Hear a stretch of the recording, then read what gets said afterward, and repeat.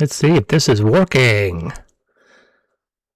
Okay, we're going to switch to the screen here. Probably should have done that before. And we are live. I think we're about 15 seconds into it. Nothing there to really worry about. Okay, let's do this. We are live. And I am going to try to share this so people know that I am live. We're going to be going through the Ultramodern Armoury in just a few seconds, folks.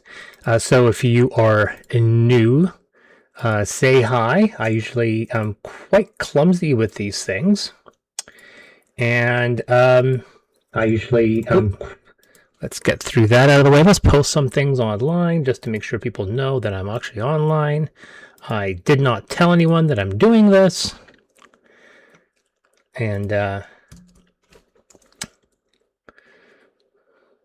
let's get that posted. And let's go to... I don't want to do that. We want to go to our Discord channel. There we go. Move that over. And we're going to post that in here as well. I'm going to post it on two channels just to make sure people know. And I'm going to go back to the page. And let's see here. First, obviously, we should make sure we have a mic check going. And we're going to do that by... Oh, did I screw up already?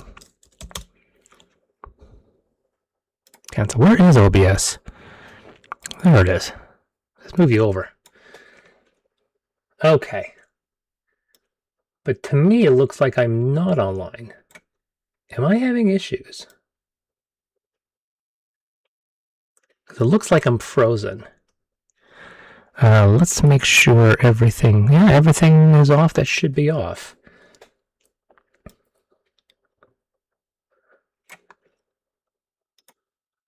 Let's see here. Okay.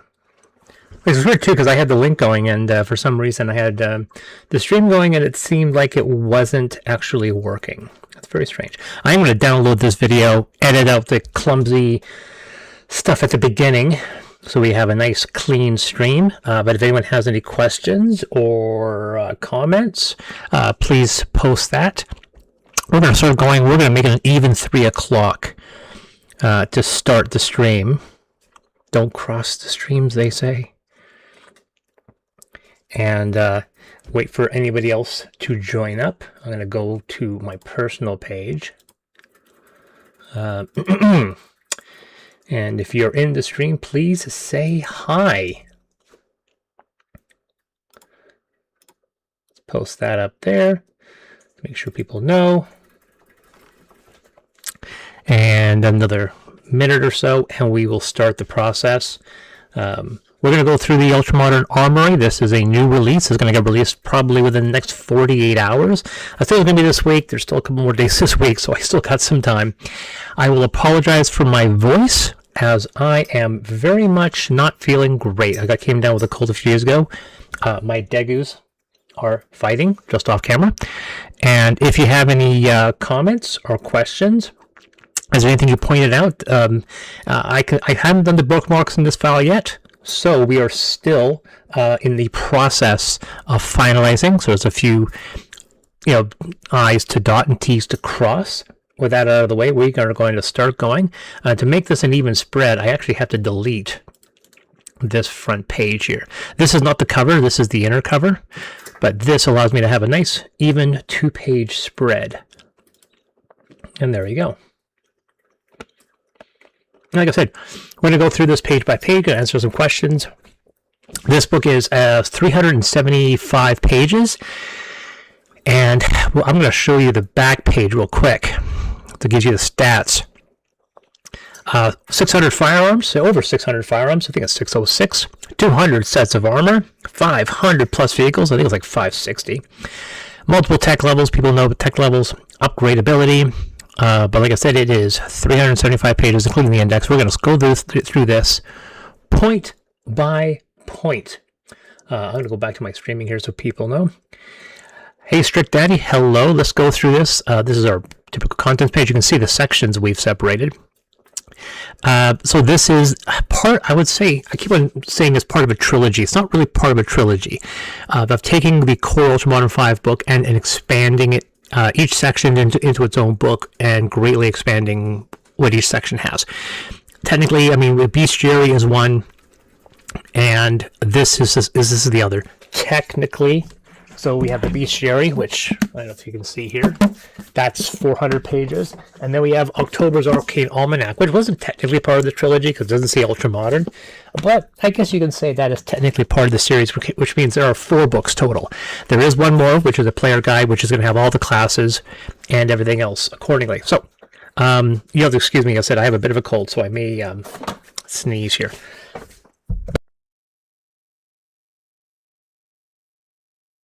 So we're going to go through this point by point, and we're going to, if you have any questions, please post it in the chat. First thing you'll notice, we have several different artists. M. Wayne Miller, who worked on Neurospasta, Memphis Wong, who came in on Affinity and did some new illustrations for this. Nick Greenwood, who's been with me since the beginning. Sour Cream, which is, I know, an odd name for an artist, but that's the name that they prefer to go as. They did the illustrations for one of my adventures.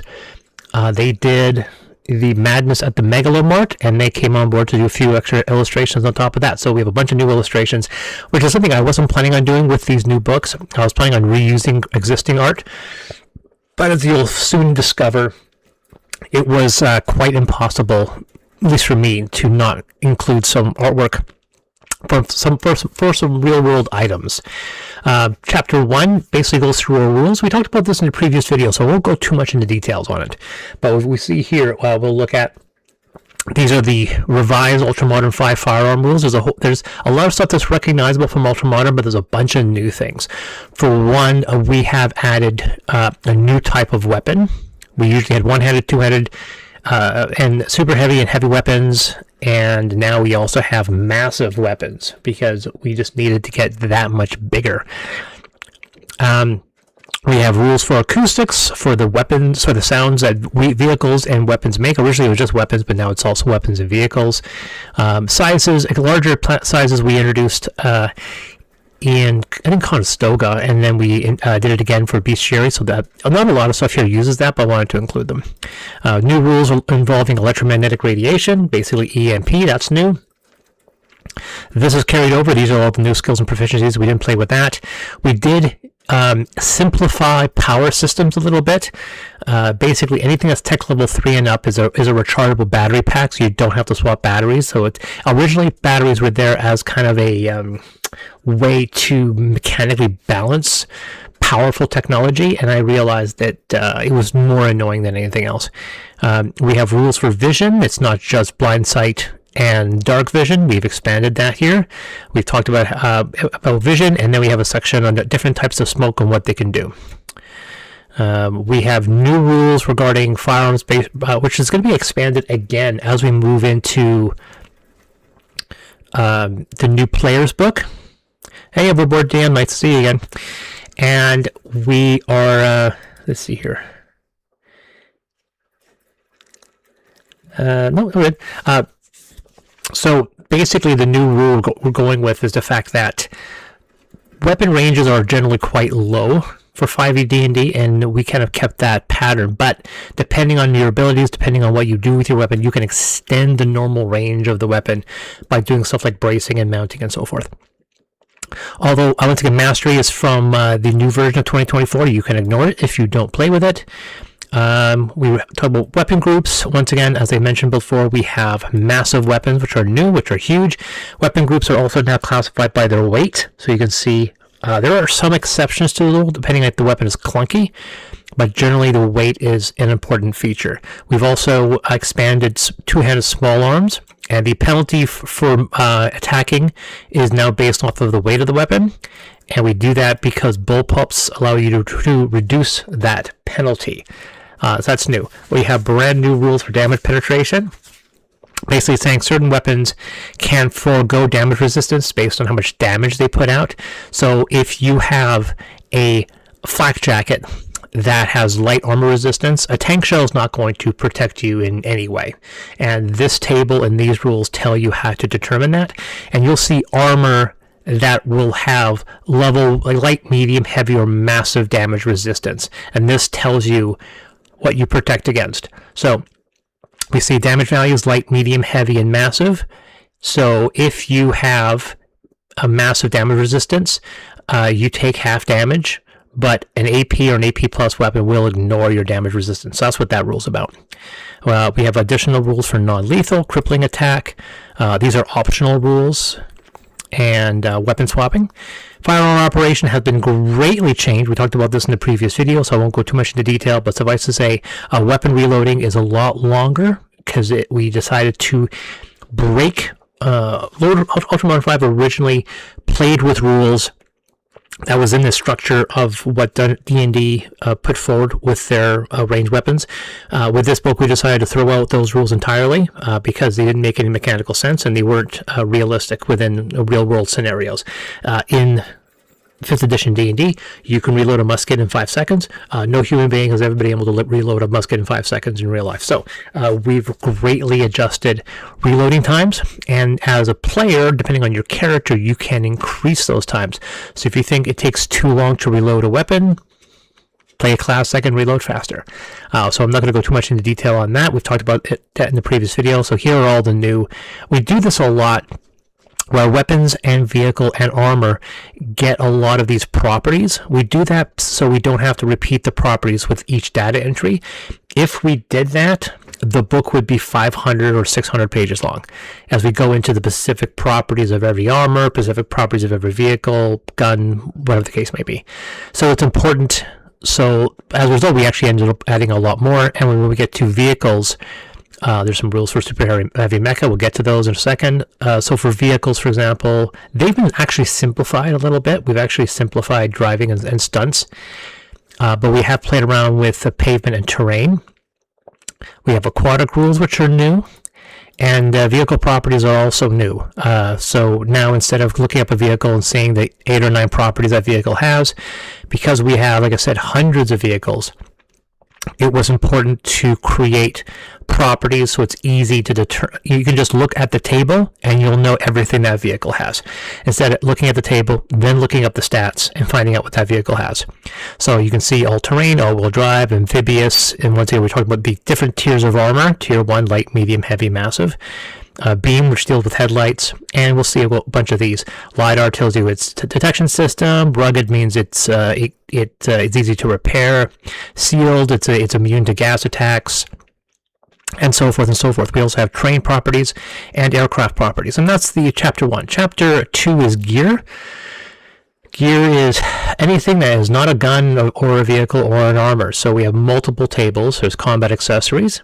These are not modifications for guns. These are mostly just add-ons. This is the weapon modification. That's something you'll notice in the weapons section. A lot of weapons have modular upgradability. So you can change suppressor, replace the barrel, add a gun stock, add a laser sight. And each weapon will list which ones they can modify. That's what these are. See here, detonators, toolkits, that's been expanded. A lot more stuff. Like I said, we have about 300, 400. We've expanded clothing, climbing gear, communications. Some of these illustrations are new colorized images from Neurospasta. So if you like, that image looks odd because it's a colorized image from Neurospasta, which is 10 years old now, over 10 years old. Oops, sorry.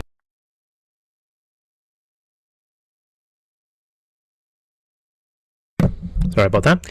So we've got detection gear, drones, flight and descent. So you have flight suits, we have wingsuits, jetpacks, entertainment, different food rations, footwear, headgear.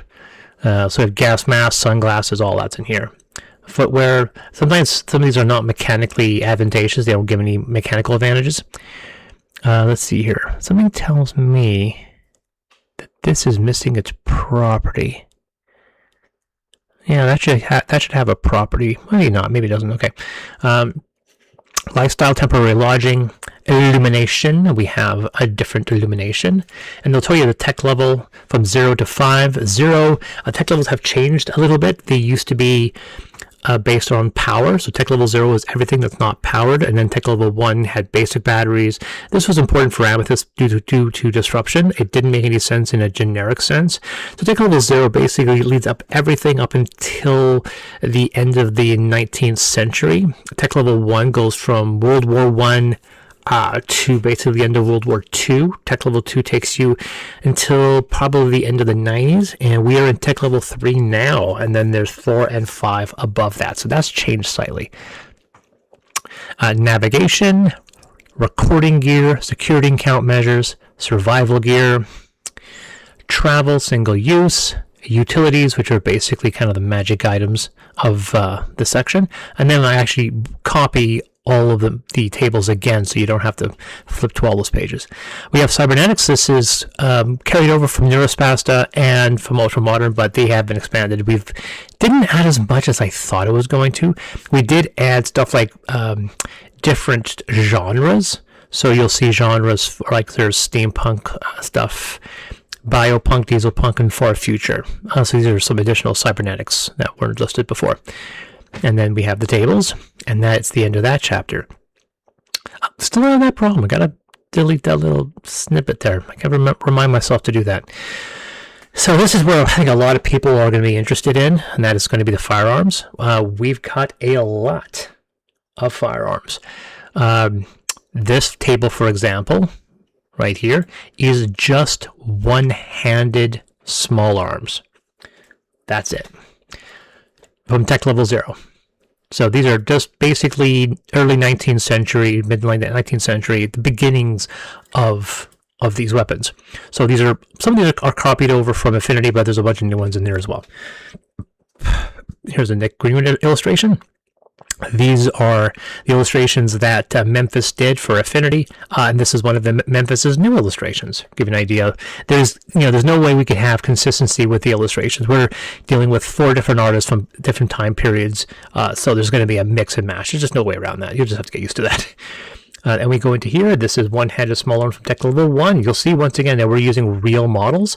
There's this kind of misconception that you can't use a product's name in your writing, your publication, in your TV show or movie. That's actually not true. The reason why you see some TV shows or movies swap out an existing IP with something that's fictitious, like FaceTube or something, is that they want Google or the company to pay them to use it. And if they say no, then they're not going to give them advertising for free.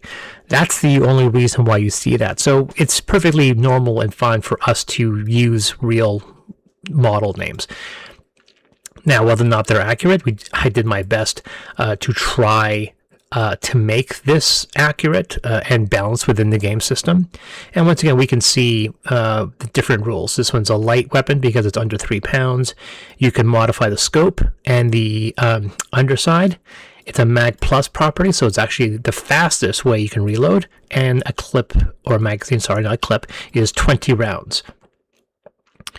And if you pick another example here, an Uzi, it's got an auto mode, it's got a regular mag rule with 30 rounds, and you can modify the barrel, the gun stock, the magazine, and the scope, and it has some special properties. In this situation, you would have to look at the weapon. In this case, where's the Uzi? There it is.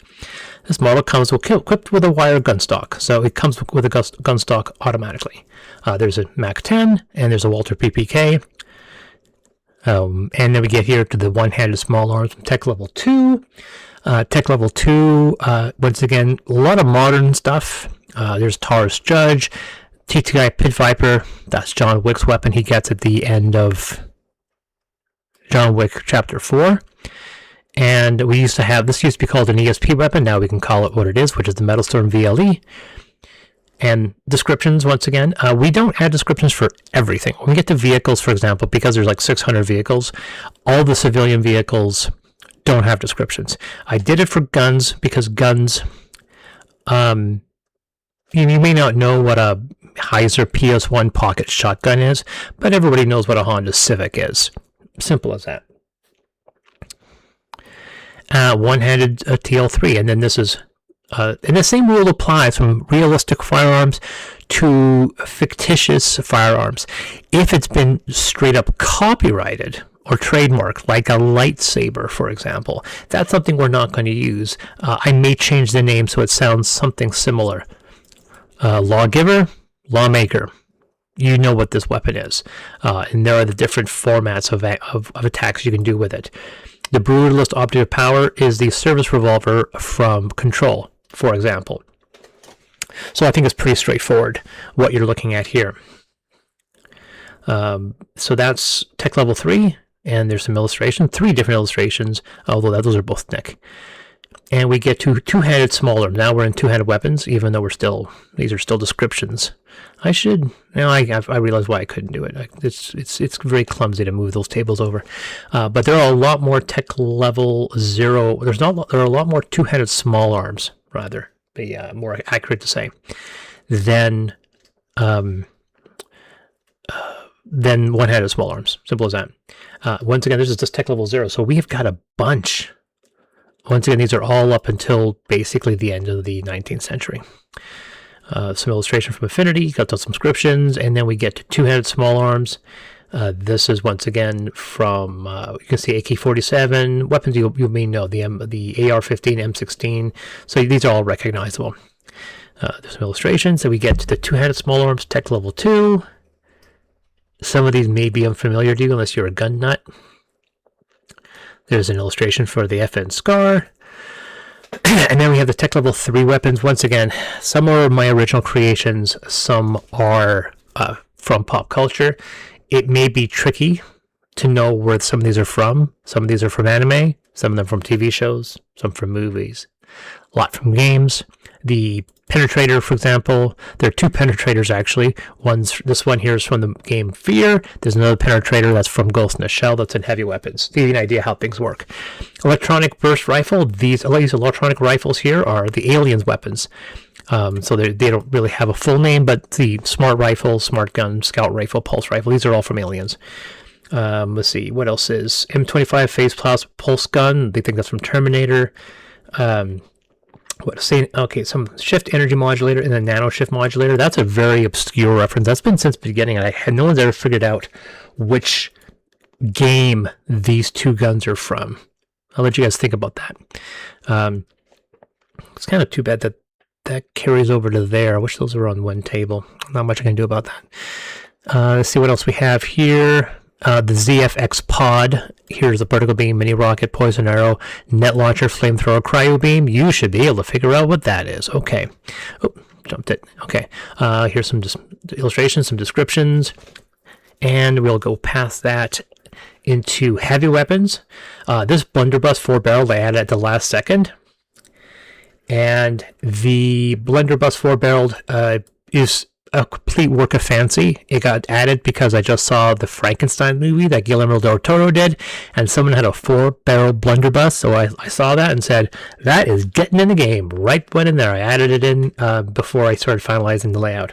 Hey, is it out? Said Mr. Squarepeg. It is not. You guys are getting the first time preview of this book, and it is going to get released in the next 48 hours. So, keep an eye out for it. Tech level 2, because my illustrations here, tech level 2, tech level 0, blunderbuss here, tech level 1 weapons. Here's the Nitro Express elephant gun. That's a very big gun. A World War II flamethrower. We got an illustration for that. Where is that? No, that's another flamethrower, because we have an illustration for that. The ZB-26, here's some illustrations here. Here's tech level 2. These are heavy weapons. These are weapons that people can feasibly carry without a tripod, but it is tricky, and there are rules for that. Because you need it, because everyone wants it. There's your frickin' micro gun.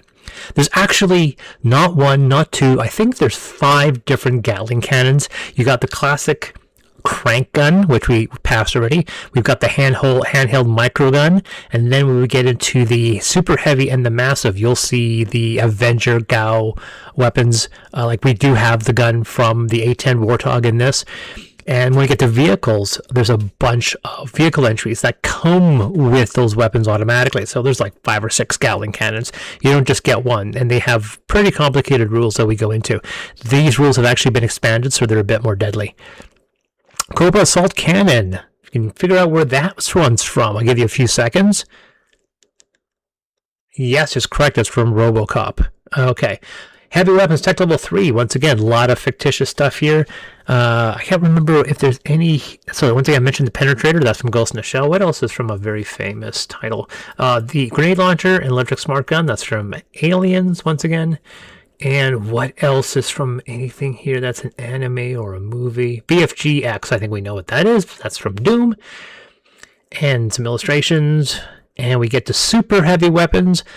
Super heavy weapons are still not the biggest weapon. These are smaller mounted weapons that you really cannot carry and fire, but they're not terribly difficult to pick up and shift.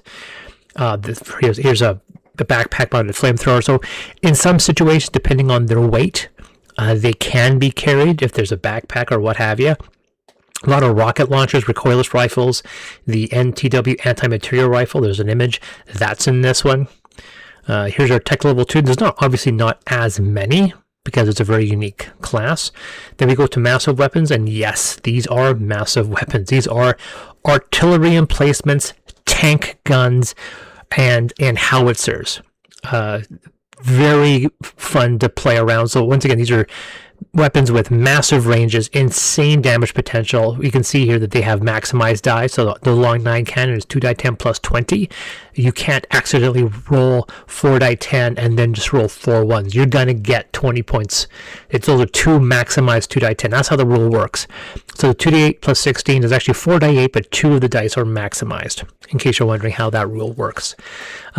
Tech level 2, to give you an idea how big these are, some of them are like, this stat is just for this. It doesn't include the vehicle because these are not vehicles. If you want stats on the vehicles, that's the vehicle section. In many ways, this should be in the vehicle illustration, but I wanted it here instead. So, like I said, throw out questions or observations as you see them. So we're in the tech level 3. These are obviously very fancy missile batteries, Tesla resonant coils. Automatic defense turrets are here as well.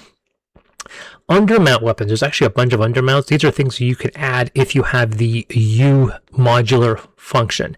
And of course, you have chainsaw, shockwaves, flamethrower, rocket shot, a plasma blade. I just added this like 2 days ago. The piton I added 2 days ago.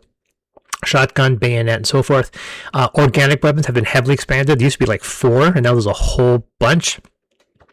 This is one of those situations where I was trying to be very, very careful because I know Games Workshop is a little litigious when it comes to things, so I tried to make them as close, but not that close. But it's difficult because I'm a big Tyranid fan, so it was hard not to try to play with those. Here's some rules on them. There's some illustrations. Marshall Subsonic. I had made a comment a long time ago that I didn't think that there were huge advances in crossbow technology. Turns out there have been huge advances in crossbow technology, especially in the last 30 years. There's a couple insane people that are making some truly ridiculous subsonic range weapons. So 2 entries in the Ultramodern 5 for subsonic weapons has now expanded to a full table. There it is. And once again, until you get to TL3, these are TL3 plus, I should have a plus in there, and these are all real weapons. It was fun doing research. Now, this is not just crossbows, as you can tell. Any air-compressed weapon falls into this category, except for injection weapons. That's another table. So these are all real weapons. There's Gatling crossbows, but if you look at a weapon like this Raven 500, you also notice that we have a new loading. So these rules circumvent. You can't have, if you're running this table as a GM, you cannot use the ranged weapons from traditional D&D Player's Handbook. These rules replace them. I want to stress that once again. This book replaces all the ranged combat entries from both the Player's Handbook and the Dungeon Master's Guide. It was necessary to make it all realistic.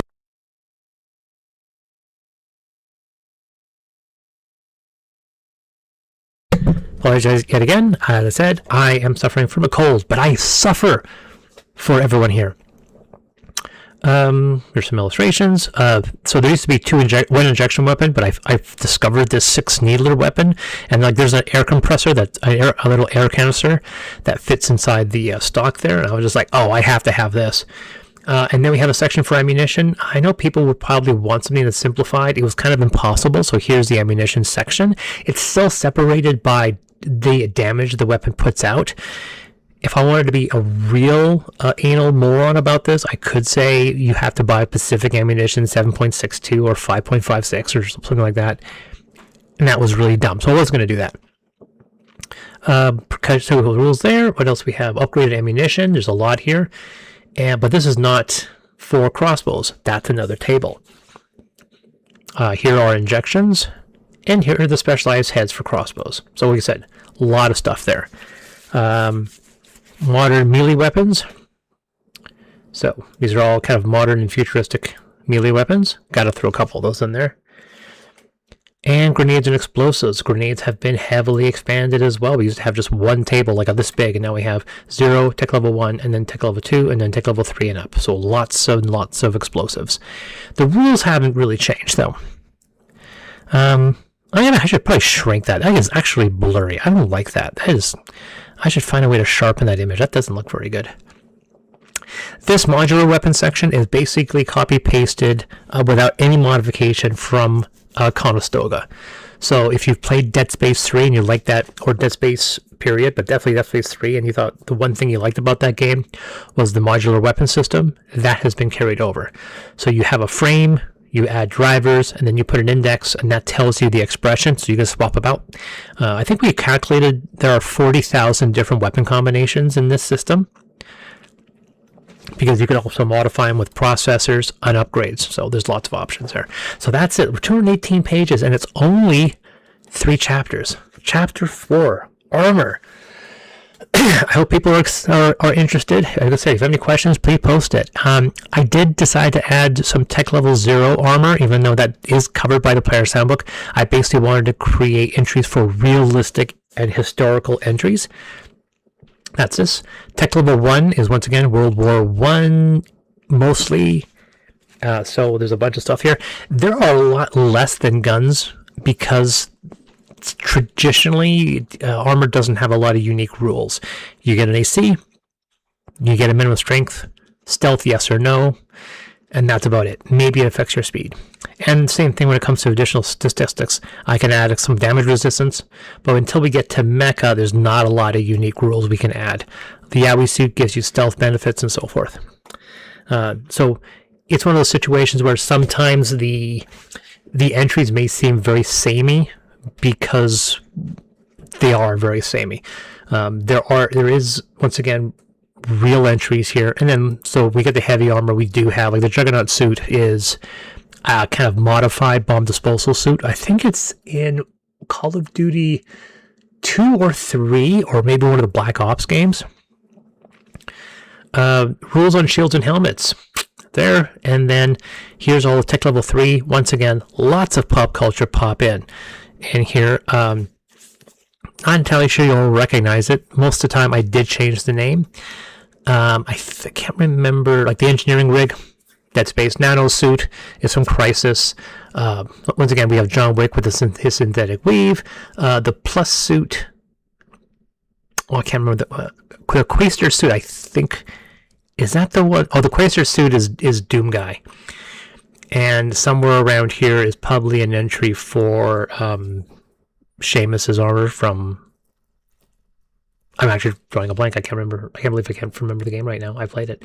Then we have mechs. Now, these are not the big ones. That's another table. These are just light, medium, and heavy mechs. They top out at, I think, large size. So these are medium and large size mechs. In this situation, the vast majority of these are things I designed because I have so many illustrations across so many books. So there are a few exceptions. Delta 6 Accelerator Suit. That's from G.I. Joe, the first G.I. Joe live-action movie. Goliath Grab Dancer Heart Suit. I do believe that is the Heart Suit from Bubblegum Crisis because I'm an old guy. and I love anime. And let's see, Creo Scout. The Ogre, which is this illustration here, is based off of the mechs/mox suits from Alien, specifically Alien Comics, Tribes, and Stronghold. Can't believe I actually remember the names. And then we get past it. We've got some more illustrations, some more stuff. Skin Suit Testament, which is a classic Amethyst mech. Oh, Varia Suit. There it is. That's the one that turns into a ball. VF1 Power Suit, and then the Reaper Exoframes. Reaper Exoframes are based off of Anthem. Yes, the dead game Anthem. The illustrations and the entries come from Conestoga. So if you've played Conestoga, you know that the mechs there are very much like Affinity. They've been carried over here. And then we have armor modifications. And then we have crutches. Crutches are universal modular armor systems, similar to the modular weapons we just talked about. And so they have a lot of upgrades. Avatars are these kind of projected mechs. These were introduced in Paradise, so they are back here as well. We haven't added it in any more. I think we might have added one Steam suit. So once again, Steam and Arcane suits are here. Got some illustration for those. I really like Memphis's illustrations for these. Nyx are good too, but Memphis really knocked it out of the park with these. These are fantastic. Living armor. We introduced one or two living armors. I think 3 living armors in Amethyst Revelations, and we've actually added a few. Once again, based off of pop culture. Clinter's Symbiote. Once again, I think that is Spawn. And then we get into the super heavy mechs, also known as demigods. These are large, huge, and larger. Anything that has an illustration comes from Amethyst Revelations. Once again, there are some entries. Arc 78, for example, the Rex, those are from anime and video games. Orbital Frame, video game. Locust is inspired by one, but it's not exactly, just because I had the illustration. So yes, these have very unique rules. This is not something one player controls. This is something that potentially 2 or 3 or an entire party will be inside of this mech. And then there are rules for how you get to play with that. It is game-breaking. These are game-breaking suits of armor. So they're there. Most likely, you're either assigned it, you don't get given one, and you just go out and have fun. You are given, like, here, get into the Jormungandr, which is this giant thing, and go off into the field for this one battle, but then we're taking that armor back. And yes, the Jormungandr is that big. I asked Nick to add a little dude there so you can see the scale of it. Once again, these illustrations are all over the map. This was a Neurospastor illustration that Nick updated for Ultramodern, and now it's here again. These are from Revelations. That's from Ultramodern. And then we have new shields, and then the self shields that you see in Mass Effect and Borderlands. And I think that's it for that chapter. Now chapter 5, last chapter, vehicles, which you see is quite a big chapter because I said this is 375 pages. There are 5 chapters in this book, in a book that's almost 400 pages long. And this is the reason why we don't have specific entries for every vehicle. That's why. There are, look at that. That's 1, 2, 3, 4, 5, 6, 7, 8, 9 pages. And this is just for civilian vehicles. People go, well, that's too many. Well, there's a couple things. A, there's cars and trucks. And then on top of that, I have different time periods.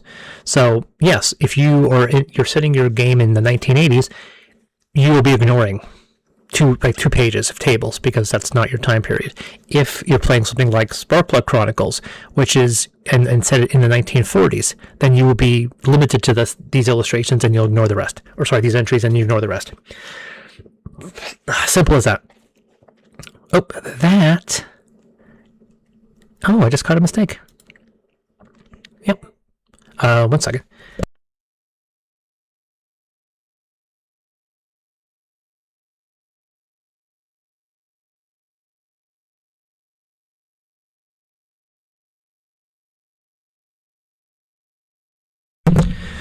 Sorry about that. Someone was talking to me now. Okay, so anyway, there may be some questions about some of the entries. Now, once again, you're looking at the speed.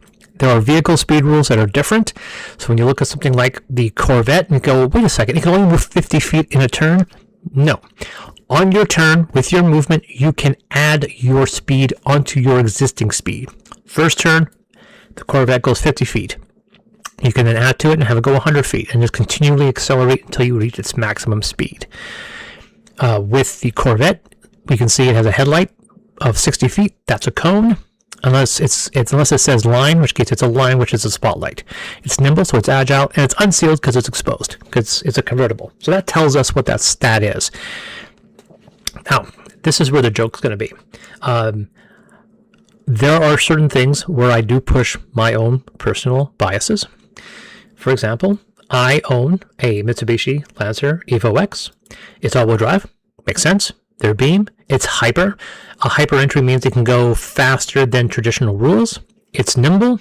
It's safe, which means it has crash. A lot of vehicles will have that from this time period on. It has traction, which it does. It's unsealed because it's not exposed. Doesn't have its own private air supply. Once again, these are all stuff most of these vehicles will have, but it's also got the style feature. And a style feature is if this car is especially nice, if it's especially like supercars, Porsche Taycan, that's going to have style. But when we go to the Supra Impreza STI, it's got almost the exact same stats. However, it is 5 feet slower, and it doesn't have the style feature. And I will fight that entry until the day I die.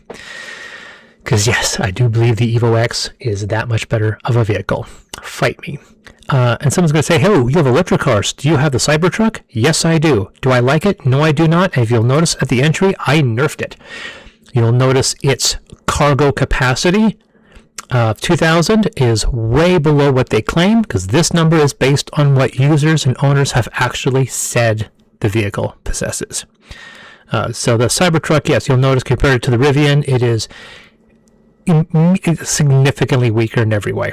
So yes, that's my personal little FU to Tesla, or specifically Elon Musk. And then we get into TL4. We'll see a bunch of fictitious ones. Car, Knight Rider. Turbo VTEC is from Cyberpunk 2020. I think the Peacemaker's from there as well. And then we have Far Future. We see flying vehicles. We have the War Rig, run off of gasoline. Armored T2, beam 150 feet. It's clumsy, it's rugged, it can tow 5 times more than its normal capacity, and it's unsealed. We got some hovercraft. We do have entries for Pacific vehicles, so if it's a vehicle that's got a Pacific entry, like a Brinks model truck, is going to have some additional rules, but these vehicles by default will not have any Pacific stats. Like the Tesla Model S, we do talk about the ludicrous mode, but that's it. That's the only page where we give out descriptions. Apocalyptic vehicles, these are from Amethyst, so you'll see a lot of illustrations because we have illustrations for all of those. Motorbikes, once again, heavily expanded. We have a lot of motorcycles encompassing a lot of time periods, and then we get into the futuristic one, and of course, Kaneda's bike has to be here. Civilian aquatic vehicles, actually a few of those, not as many as I thought.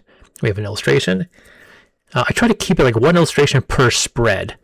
This is military vehicles, and this is once again, as you may have noticed, a very big section. There's no way I can include every military vehicle. I tried to make them unique. So we have like the Sherman tank, of course the M41, the Abrams tank is here. Oh, I got the M1 Abrams is here, and then the M2 Bradley, and then a whole bunch of futuristic ones, mostly from TV shows. I think most of these I did change the name. When we get to them, you'll notice that I have actually added the stats for all their weapons. So there's actually more guns in this book than listed because we have a bunch of new entries. So this Hotchkiss, I don't believe, like these weapons here, for example, I don't think these are actually in the weapons section. The only way to find the stats is to look up the Renault FT, which is that illustration there. There's our Sherman tank. We just talked about that.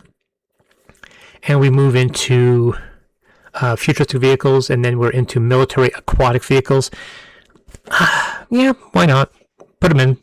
I think I have one illustration. No, I have two illustrations. I have the 68 attack sub, and I have the literal combat ship. Not the literal, the littoral. Right here. So that is that illustration right there. Most of these are generic stuff, so I just threw these in just to say I covered them. Trains, these originally were carried over from Taurus, These are the Taurus entries. Here are all the new entries based off of real trains. But the illustrations are from Taurus. So just because I have all these cool illustrations for trains. And then rail car rules. Civilian aircraft. There's some civilian aircraft. Here are the stats. These are all civilian, so they're not military vehicles. There are some ones from Amethyst here as well. Let's see here. Sikorsky. Anything that's in here that make city ship? No, most. I think these are all mostly my stuff, which is indicated by all these illustrations. Military aircraft. Boom, big section. So obviously military aircraft, not so much in pre-World War One. There's not a lot of aircraft there. You'll notice once again that we don't have entries for planes. Planes, because they have to fly over a battle, it didn't make a lot of sense to include them as rules, because these, I don't think D&D is really well designed for like moving combat. So there are no planes in this book, which is the reason why you don't see any plane entries. We only have airships, so blimps and helicopters. So the only vehicles that are going to have specifically the hover property are going to be blimps. Everything else you have to control it. It doesn't stay part. The hover property means regardless of your stat, you never lose altitude. Obviously, that only applies to the blimps and not for aircraft. So, because these are much more combat orientated, this section is actually huge. There are so many weapons these vehicles have. Like the Cobra, we actually list its entire weapon system. That's all the weapons. Those are the weapon entries for the Bell Cobra. We see the Hind, and the Hind actually goes. Let's see, what goes from there all the way to here. So, because we have all the rocket entries and the rules for the rockets. There's the 4-barrel Gatling gun. Once again, these are all new entries, so these are not in the gun section, because you can't just buy the Yak-B 4-barrel Gatling gun and carry it. So the only time you'll find it is on a Hind. But that could work. I mean, you could be in a situation where you're scavenging a wasteland, you find the wreck of a Hind, and you remove the 4-barrel Gatling gun. I mean, you can do that. I'm not saying you can't do that. So like I said, there's probably another 40 or 50 weapons on top of that. We probably breaks the 700 entry.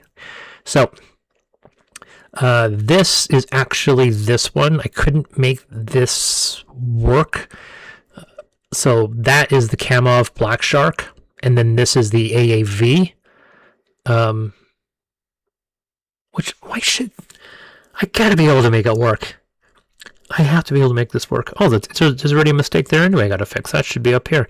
So yeah, I'm probably gonna play with this, but technically, I wish I had a way of, maybe if I move this to this page, and then move the AEV to this page, maybe it'll make it work. Like I'm still playing with this, even though it's coming out in 48 hours. I have time. Advanced aerial vehicle. I created Aegeon Skywhale. That is from Ace Combat 4 or 5.